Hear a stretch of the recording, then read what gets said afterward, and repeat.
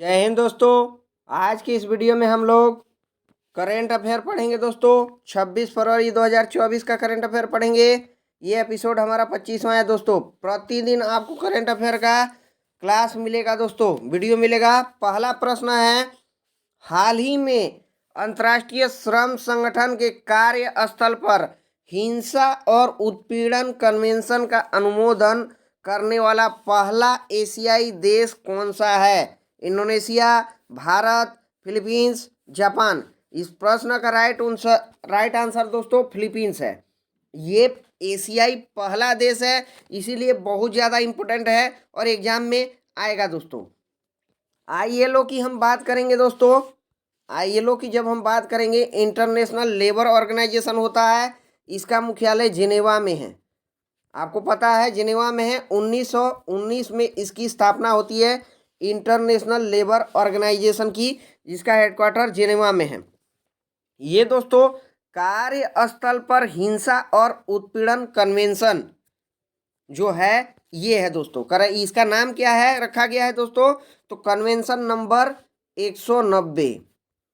Convention number 190 इसका नाम है। कार्यस्थल पर हिंसा उत्पीड़न कन्वेंशन का नाम दूसरा क्या है? तो कन्वेंशन नंबर 190 इसका नाम है। अंतर्राष्ट्रीय श्रम संगठन ने इसका आयोजन किया है दोस्तों, याद रखिएगा। और इसमें जो है फिलीपींस शामिल हो चुका है। फिलीपींस 38वां नंबर का देश बना है। तो कुल अंतिम ये देश है और इसमें 38 देश है। इसमें कार्यस्थल पर हिंसा उत्पीड़न कन्वेंशन कितने देश है? तो ये 38 देश हैं दोस्तों, 38 याद रखिएगा। 38 देश है इसमें और 38वां फिलीपींस बन गया है दोस्तों। क्या भारत इसमें शामिल है? तो भारत इसमें शामिल नहीं है। भारत इसमें शामिल नहीं है दोस्तों। कार्यस्थल पर हिंसा उत्पीड़न कन्वेंशन में इसमें भारत शामिल नहीं है, ये भी आपको ध्यान रखना है दोस्तों। फिलीपींस की हम बात करेंगे, इसका राइट आंसर फिलीपींस होगा। फिलीपींस की बात करेंगे, यहीं पर एशियाई विकास बैंक का हेडक्वार्टर है, मनीला में। फिलीपींस में मनीला इसकी राजधानी है और यहीं पर हेडक्वार्टर है दोस्तों। इसमें पहला देश कौन शामिल हुआ था दोस्तों? सबसे पहले उरुग्वे हुआ था। इसमें पहला देश शामिल होने वाला उरुग्वे है। ये उरुग्वे वही देश है दोस्तों जिसकी राजधानी मोंटेविडियो है। मोंटेविडियो उरुग्वे की राजधानी है। और पहला जो फीफा वर्ल्ड कप हुआ था यहीं उरुग्वे में हुआ था। पहला फीफा वर्ल्ड कप भी उरुग्वे में ही हुआ था और विजेता भी उरुग्वे ही था दोस्तों। विजेता भी उरुग्वे ही था। तो उरुग्वे की राजधानी आपको ध्यान रखना है, मोंटेविडियो है, मोंटेविडियो। और यहीं ये पहला देश शामिल हुआ है कार्यस्थल पर हिंसा उत्पीड़न कन्वेंशन में, याद रखिएगा दोस्तों। इसका प्रश्न राइट आंसर हो जाएगा फिलीपींस। चलते हैं दूसरे प्रश्न की ओर। प्रश्न है, हाल ही में एफएटीएफ ने वित्तीय अपराध निगरानी ग्रे सूची से किसे बाहर किया है? ग्रे सूची से बाहर किया है संयुक्त अरब अमीरात को भी किया है दोस्तों, युगांडा को भी किया है, बारबाडोस को भी किया है। और उपयुक्त सभी इस प्रश्न का राइट आंसर होगा। इसके साथ एक और देश को शामिल किया है, जिब्राल्टर। जिब्राल्टर को भी शामिल किया है। तो 4 इसमें शामिल हुए हैं दोस्तों, संयुक्त अरब अमीरात, युगांडा, बारबाडोसा। इन सबको बाहर किया है, एफएटीएफ से बाहर किया है। एफएटीएफ के ये ग्रे सूची से बाहर किया है। समझते हैं दोस्तों एफएटीएफ क्या है। पहले तो आप समझिए दोस्तों, FATF financial action task force इसका जो है मीनिंग होता है, फाइनेंशियल एक्शन टास्क फोर्स। आतंकवाद को फंडिंग जो करते हैं देश, आतंकवाद को फंडिंग करते हैं देश, उन्हीं की एक लिस्ट अलग से बनाई जाती है। ये एफएटीएफ 2 प्रकार का जो है लिस्ट जारी करता है दोस्तों। एक तो है ग्रे लिस्ट और दूसरा जो है ब्लैक लिस्ट। ब्लैक लिस्ट जारी करता है और ग्रे लिस्ट जारी करता है। और इसी ग्रे लिस्ट में जो एफएटीएफ जारी करता है, इसी ग्रे लिस्ट में से यूएई, युगांडा, बारबाडोसा और जिब्राल्टर सभी को बाहर कर दिया है दोस्तों। याद रखिएगा इस बात का। ये ग्रे लिस्ट जो है निगरानी के लिए है, ये निगरानी के लिए है। ग्रे लिस्ट जो है, ग्रे लिस्ट निगरानी के लिए होता है, निगरानी के लिए, उन पर निगरानी रखा जा रहा है, निगरानी के लिए ग्रे लिस्ट। और जो ब्लैक लिस्ट है दोस्तों, ब्लैक लिस्ट मतलब प्रतिबंधित कर दिया गया है, उनको बैन कर दिया गया है, प्रतिबंधित कर दिया है, बैन कर दिया गया है ब्लैक लिस्ट वाले को। अभी तक ब्लैक लिस्ट में कितने देश शामिल है, ये भी बहुत ज़्यादा इंपॉर्टेंट प्रश्न है। तो ये 3 देश शामिल है दोस्तों, ब्लैक लिस्ट में 3 देश शामिल है। एक तो ईरान है दोस्तों, दूसरा इसमें जो है ये म्यांमार है, म्यांमार है, और तीसरा इसमें जो है नॉर्थ कोरिया है, नॉर्थ कोरिया। ये 3 देश ब्लैक लिस्ट में शामिल है। और ये ग्रे लिस्ट का क्वेश्चन था, तो ग्रे लिस्ट में इन तीनों देशों को बाहर किया जा चुका है, आपको इस बात का ध्यान रखना है। FATF ये संस्था है, फाइनेंशियल एक्शन टास्क फोर्स। इसकी स्थापना की बात करेंगे हम, तो इसकी स्थापना दोस्तों 1989 में होती है, 1989 में होती है। कहाँ पर होती है? ये पेरिस में, पेरिस जो है ये फ्रांस की राजधानी है, और यहीं पर इसकी स्थापना होती है। ये भी ध्यान रखना है। भारत शामिल है कि नहीं इसमें? तो भारत शामिल है, FATF संस्था में भारत शामिल है, और ये भारत 2010 में शामिल हुआ है, भारत 2010 में शामिल हुआ है FATF में।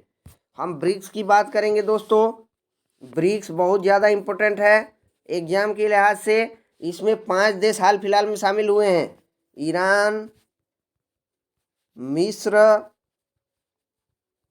सऊदी अरबिया, सऊदी अरबिया भी शामिल हुआ है, और इथोपिया शामिल हुआ है। ये 5 देश शामिल हुआ है। अर्जेंटीना ने इस संस्था में शामिल होने से मना कर दिया है दोस्तों, अर्जेंटीना शामिल नहीं हुआ है, अर्जेंटीना ने शामिल होने से मना कर दिया है। जिब्राल्टर इस देश में शामिल, इसको जिब्राल्टर को भी इसमें जो है ग्रे लिस्ट से बाहर कर दिया गया है दोस्तों। आप ध्यान रखना है, जिब्राल्टर संधि जो है बहुत ज़्यादा इम्पोर्टेंट है एग्जाम के लिहाज से, और जिब्राल्टर को जो है भूमध्य सागर की कुंजी कहा जाता है। जिब्राल्टर संधि को भूमध्य सागर की कुंजी, भूमध्य सागर की कुंजी कहा जाता है जिब्राल्टर संधि को। चलते हैं अगले प्रश्न की ओर। तीसरा प्रश्न है हमारा, हाल ही में भारत जापान का संयुक्त अभ्यास धर्म गार्जियन कहाँ प्रारंभ हुआ है? धर्म गार्जियन अभ्यास से संबंधित प्रश्न है। महाराष्ट्र, गुजरात, राजस्थान या फिर हरियाणा? ये दोस्तों राजस्थान में हुआ है, इसका आयोजन राजस्थान में हुआ है। ये धर्म गार्जियन अभ्यास जो है भारत और जापान के बीच में होता है, और ये 5वां अभ्यास है, 5वां अभ्यास है। अगर हम बात करेंगे दोस्तों कि ये राजस्थान में कहाँ हुआ है, तो ये दोस्तों राजस्थान में बीकानेर जिला में एक स्थान पड़ता है, महाजन फील्ड, महाजन फील्ड ये बीकानेर में है, बीकानेर राजस्थान में है, और यहीं पर इसका आयोजन हुआ है। 5वां अभ्यास है, आपको याद रखना है। अगर हम बात करेंगे दोस्तों कि भारत और जापान के बीच, इसमें जो है भारत की तरफ से कि कौन भाग लिया है दोस्तों? राजपूताना राइफल्स, राजपूताना राइफल्स इसमें भारत की तरफ से भाग लिया है, राजपूताना राइफल्स। प्रश्न का राइट उत्तर हमारा हो जाएगा राजस्थान। हम बात करेंगे भारत और जापान के बीच कौन कौन से एक्सरसाइज होते हैं, इसको छोड़ करके, धर्म गार्जियन को छोड़ करके, तो हम बात करेंगे यहाँ पर एक होता है वीर गार्जियन, भी इन्हीं के बीच में है, वीर गार्जियन, ये भी जापान और भारत के बीच में ही है। अगर और बात करेंगे सिंधु मैत्री, सिंधु मैत्री भी एग्जाम में आ सकता है, सिंधु मैत्री अभ्यास भी भारत जापान के बीच में होता है। तो वीर गार्जियन या धर्म गार्जियन, सिंधु मैत्री, ये सब भारत जापान के बीच में एक्सरसाइज होता है, तो आपको ध्यान रखना है। चलते हैं अगले प्रश्न की ओर। अगला प्रश्न ये है, हाल ही में SECI ने भारत की सबसे बड़ी सौर बैटरी परियोजना का अनावरण कहाँ किया है? छत्तीसगढ़, झारखंड, पश्चिम बंगाल, उड़ीसा? इसका आयोजन दोस्तों छत्तीसगढ़ में हुआ है, आपको इस बात का ध्यान रखना है। छत्तीसगढ़ में, छत्तीसगढ़ में हुआ है दोस्तों। SECI का फुल फॉर्म क्या होता है? Solar energy corporation of India limited होता है इसका फुल फॉर्म। सोलर, एस से सोलर हो जाएगा दोस्तों, ई से एनर्जी, सी से कॉरपोरेशन ऑफ और आई से India. Solar energy corporation of India ये नवीकरणीय ऊर्जा मंत्रालय, नवीकरणीय ऊर्जा मंत्रालय के द्वारा शुरू होता है दोस्तों। ये स्वच्छ ऊर्जा है, ये क्या है, स्वच्छ ऊर्जा है, ये भी आपको ध्यान रखना है। और भारत का सबसे बड़ा सौर बैटरी संचालित परियोजना है ये, भारत का सबसे बड़ा, इसीलिए ज़्यादा इम्पोर्टेंट है, सबसे बड़ा सौर ऊर्जा बैटरी संचालित ये परियोजना है। इसकी शुरुआत कहाँ पर होती है छत्तीसगढ़ में, तो राजनांदगांव ये छत्तीसगढ़ में पड़ता है दोस्तों। राजनांदगांव में इसकी शुरुआत होती है, ये भी ध्यान रखना है। फंडिंग इसका कौन करेगा दोस्तों, फंडिंग विश्व बैंक करेगा, वर्ल्ड बैंक इसमें फंडिंग करेगा, याद रखना। भारत का सबसे बड़ी सौर बैटरी संचालित परियोजना है, छत्तीसगढ़ में शुरुआत हो चुका है इसका, और राजनांदगांव में हुआ है, राजनांदगांव में। दोस्तों अगर क्वेश्चन आता है कि एनटीपीसी की पहली सौर परियोजना कौन है, तो ये छत्तीसगढ़ में है, छत्तीसगढ़ राजस्थान। ये एनटीपीसी की पहली सौर परियोजना है, याद रखना। Lara super thermal power station का शुभारंभ कहाँ किया है मोदी जी ने, तो रायगढ़ में Lara super thermal power station, Raigarh, Chhattisgarh. ये अलग प्रश्न है, छत्तीसगढ़ में ये हुआ है, पीएम साहब ने इसका जो है शुभारंभ किया है। क्वेश्चन अगर आ जाता है दोस्तों कि हरिमो शक्ति एक्सरसाइज किसके बीच में है, हरिमो शक्ति तो ये है इंडिया और मलेशिया के बीच में, ये भी ध्यान रखना है। दोस्ती अभी हाल फिलहाल में अभ्यास हुआ है मालदीव में, दोस्ती में कौन कौन से देश शामिल है दोस्ती अभ्यास में, इंडिया है, श्रीलंका है और यहाँ पर मालदीव है, 3 देश है, ये भी आपको ध्यान रखना है दोस्तों। एकता अभ्यास या फिर एक्वेरियन अभ्यास ये भारत मालदीव के बीच में होता है, और एलिफेंटा अभ्यास जो है ये इंडिया और मंगोलिया के बीच में होता है। बहुत ज़्यादा इम्पोर्टेंट प्रश्न है, कहीं से प्रश्न आ सकता है दोस्तों। इस प्रश्न का राइट आंसर हमारा हो जाएगा छत्तीसगढ़, राजनांदगांव में हुआ है। अगला प्रश्न ये है, हाल ही में देश के सबसे लंबे केबल ब्रिज सुदर्शन सेतु का उद्घाटन कहाँ हुआ है, गोवा, महाराष्ट्र, केरल या फिर गुजरात। इसका उद्घाटन गुजरात में हुआ है दोस्तों। ये सुदर्शन सेतु जो है, इसका पुराना नाम की अगर बात करेंगे तो सिग्नेचर ब्रिज है, सिग्नेचर ब्रिज, और इसी का नया नाम कर दिया गया है दोस्तों सुदर्शन ब्रिज। यह देश का सबसे लंबा केबल ब्रिज है। केबल ब्रिज दोस्तों आप देखे होंगे, तार वाला ब्रिज होता है, जो तार पर टिका रहता है, वही एक केबल ब्रिज है, तार से बना ब्रिज है। और शुभारंभ कौन इसका किए हैं, तो मोदी जी किए हैं, भारत के पीएम मोदी जी किए हैं इसका शुभारंभ। इसकी लंबाई 2.32 किलोमीटर है, 2.32 किलोमीटर इसकी लंबाई है, ये भी आपको ध्यान रखना है। ये किस किस को जोड़ेगा, ये सुदर्शन ब्रिज का पुराना नाम सिग्नेचर ब्रिज, एग्जाम में आ सकता है। ये देश का सबसे लंबा केबल ब्रिज है दोस्तों। ओखा मेनलैंड को बेट द्वारका से जोड़ेगा, ओखा मेनलैंड मुख्य भूमि कह सकते हैं, मेनलैंड को ये बेट द्वारका से जोड़ेगा, बेट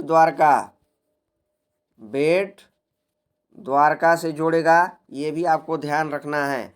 और यह जो सेतु है अरब सागर में बना हुआ है दोस्तों, अरब सागर में, याद रखना है दोस्तों। इस प्रश्न का राइट आंसर हमारा गुजरात हो जाएगा। सुदर्शन नाम क्यों रखा गया है, आपको पता है, श्री कृष्ण की नगरी है द्वारका गुजरात श्री कृष्ण की नगरी है। और इसलिए इस ब्रिज का नाम भी सुदर्शन ब्रिज चेंज कर दिया है, सिग्नेचर का से सुदर्शन कर दिया गया है, याद रखना है। अगर दोस्तों क्वेश्चन एग्जाम में आता है, अगर क्वेश्चन एग्जाम में आ जाए कि नदी के ऊपर बना ब्रिज सबसे लंबा कौन है, भारत का नदी के ऊपर बना ब्रिज, नदी के ऊपर अगर क्वेश्चन आता है नदी के ऊपर, तो आपका आंसर होगा ढोला सदिया पुल। ढोला सदिया पुल किस नदी पर है, लोहित नदी पर है ढोला सदिया पुल। और इसी का नाम परिवर्तित हो चुका है भूपेन हजारिका ब्रिज। भूपेन हजारिका ब्रिज इसी का नाम परिवर्तित हो चुका है। तो नाम ज़्यादा से ज़्यादा परिवर्तन हो रहे हैं, तो आपको देखना है कि चीज़ वही है लेकिन नाम यहाँ पर केवल परिवर्तन हो रहा है, तो इस बात को ध्यान रखना है। अगर कहेंगे कि समुंदर के ऊपर बना भारत का सबसे बड़ा ब्रिज कौन है, तो ये अटल सेतु है। अटल सेतु है, ये किस किस को जोड़ता है दोस्तों, तो ये मुंबई से नवी मुंबई को जोड़ता है। इसकी लंबाई 21.8 किलोमीटर है, ये भी आपको ध्यान रखना है, मुंबई और नवी मुंबई को जोड़ता है। जबकि ढोला सदिया पुल जब मैंने आपको पढ़ाया नदी के ऊपर बना ब्रिज, उसकी लंबाई 9.15 किलोमीटर है, 9.15 किलोमीटर है ढोला सदिया ब्रिज की लंबाई, ये भी ध्यान रखना है। और अभी जो सुदर्शन सेतु का जो शुभारंभ हुआ है, इसकी लंबाई जो है 2.32 किलोमीटर है। बहुत ज़्यादा क्वेश्चन सभी इम्पोर्टेंट होंगे एग्जाम के लिहाज से। चलते हैं अगले प्रश्न की ओर। अगला प्रश्न हमारा है, प्रश्न है भारत की पहली गति शक्ति अनुसंधान पीठ कहाँ स्थापित होगी, IIM Shillong, IIM Ahmedabad, IIM Bengaluru, IIM Lucknow. ये IIM शिलोंग में, IIM शिलोंग में है दोस्तों। इस बात को आपको ध्यान रखना है, गति शक्ति अनुसंधान पीठ ये देश का पहला है, ये देश का पहला है IIM शिलोंग। IIM का मतलब होता है दोस्तों इंडियन इंस्टीट्यूट ऑफ मैनेजमेंट, लिख लीजिए, इसका फुल फॉर्म भी लिख लीजिए, Indian institute of management. Indian institute of management इसका फुल फॉर्म होता है। इसका शुभारंभ कौन किया है, तो जहाज रानी मंत्रालय ने किया है, जहाज रानी मंत्रालय ने किया है। और अभी हमारे जहाज रानी मंत्रालय के मिनिस्टर कौन हैं, तो ये हैं सर्बानंद सोनोवाल। सर्बानंद सोनोवाल ने किया है दोस्तों इसका शुभारंभ। याद रखना है किसके लिए किया है, रिसर्च के लिए। यहाँ पर क्या होगा, रिसर्च किया जाएगा, रिसर्च होगा यहाँ पर, ये भी आपको ध्यान रखना है। तो प्रश्न का हमारा उत्तर हो जाएगा दोस्तों, प्रश्न का उत्तर हो जाएगा हमारा IIM शिलोंग होगा। अगर हम कहेंगे कि गति शक्ति विश्वविद्यालय कहाँ पर है, भारत का पहला गति शक्ति विश्वविद्यालय, तो ये बड़ोदरा गुजरात में है, ये भी आपको ध्यान रखना है।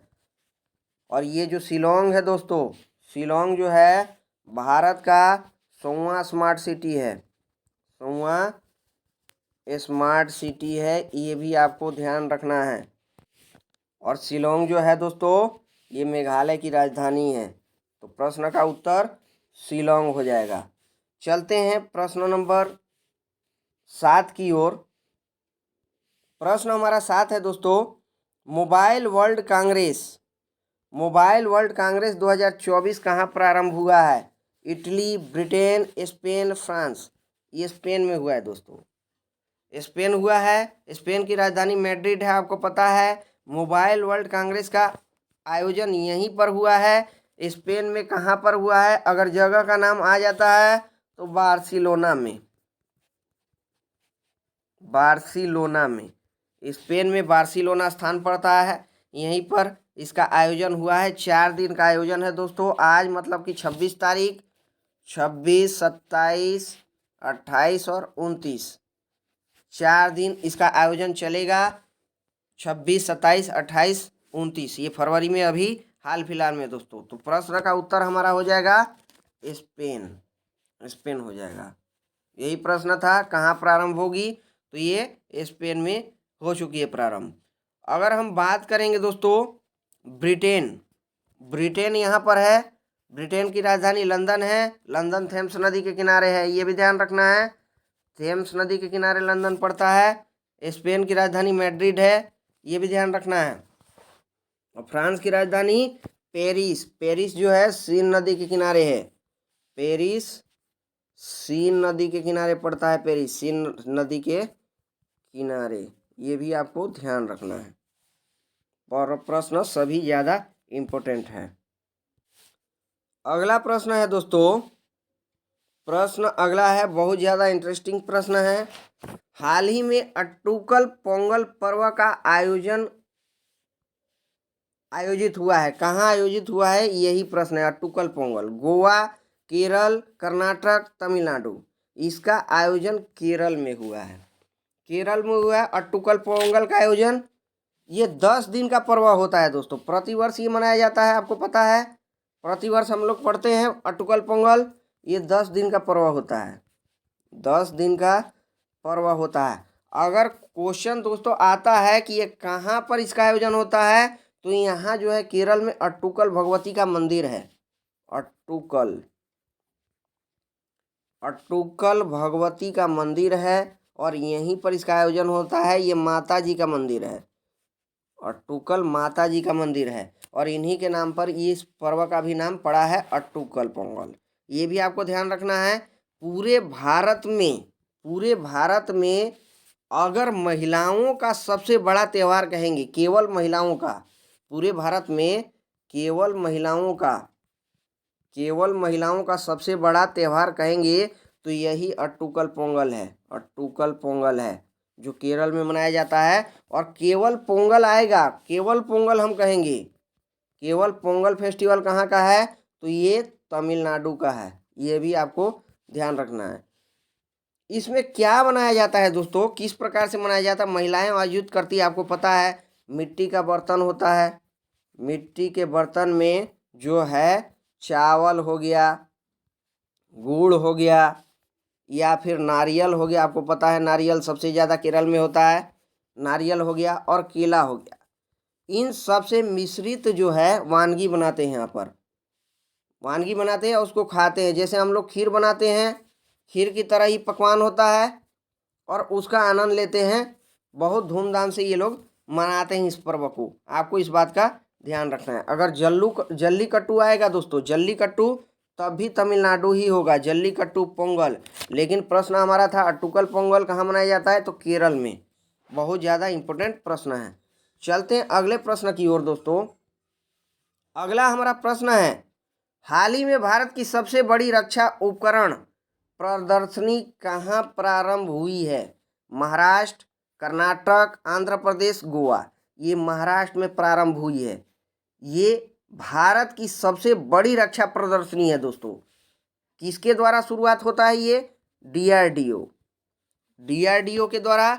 आपको पता है पूना में, ये महाराष्ट्र में पूना पड़ता है दोस्तों, महाराष्ट्र में पूना में, और पूना में इसका शुभारंभ हो रहा है मौसी जगह पर। पूना में भी मौसी जगह, ये जगह का नाम है मौसी, यहीं पर इसका प्रदर्शनी हो रहा है। ये डिफेंस एग्जीबिशन है। एग्जीबिशन आपको पता है क्या होता है? वहाँ पर जो है डिफरेंट चीज़ें दिखाई जाती है और जो है जनता के लिए दिखाई जाती है। जनता के लिए ये शक्ति प्रदर्शन जो है, एक तरह से हम कह सकते हैं शक्ति प्रदर्शन के लिए ये डीआरडीओ द्वारा जो है एग्जीबिशन लगाया जा रहा है। इसमें हेलीकॉप्टर हो गया, मिसाइल हो गया, हथियार हो गया, कोई गोला बारूद वगैरह, सब चीज़ इसमें जो ओपन किया जाएगा, जनता देख सकेगी। आप लोग कोई भी व्यक्ति जा सकते हैं, देख सकते हैं। ध्रुव मिसाइल हो गया हमारा, प्रचंड, ये सब इसमें एग्जीबिशन में दिखाया जाएगा। तो ये डीआरडीओ का एग्जीबिशन है और ये महाराष्ट्र पुणे में शुरू होता है, मौसी जगह पर।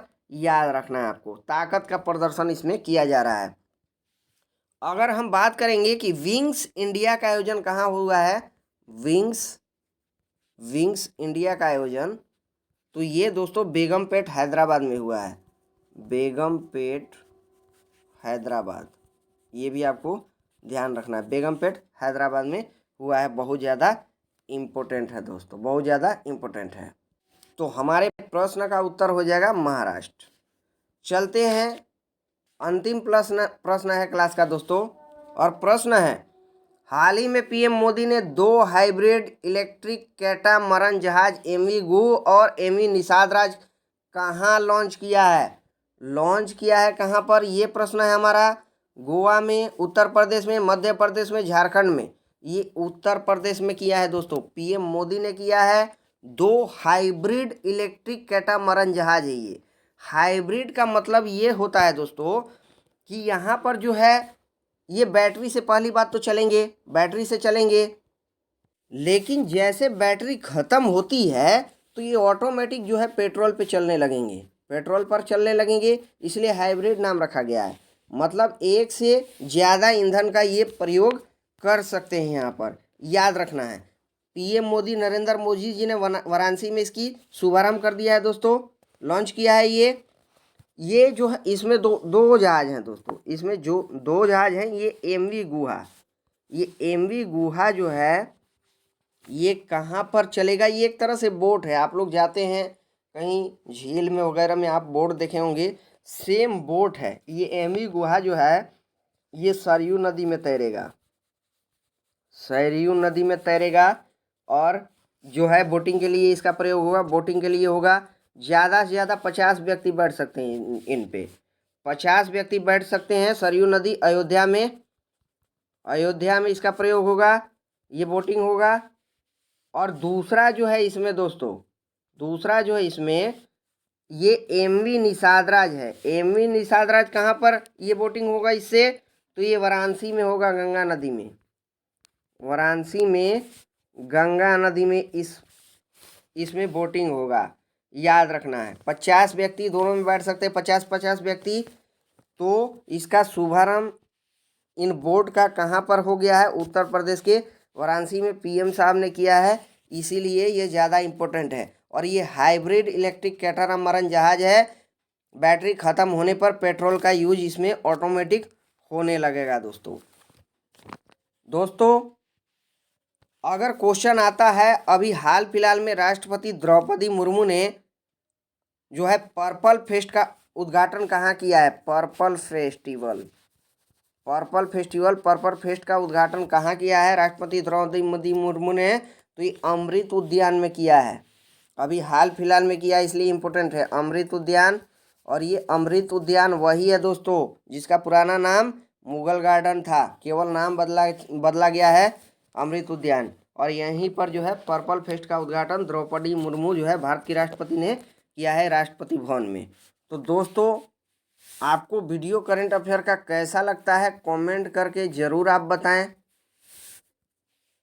वीडियो को लाइक कीजिए, वीडियो शेयर कीजिए ज़्यादा से ज़्यादा, और चैनल को अगर सब्सक्राइब नहीं किए हैं तो सब्सक्राइब कीजिए दोस्तों।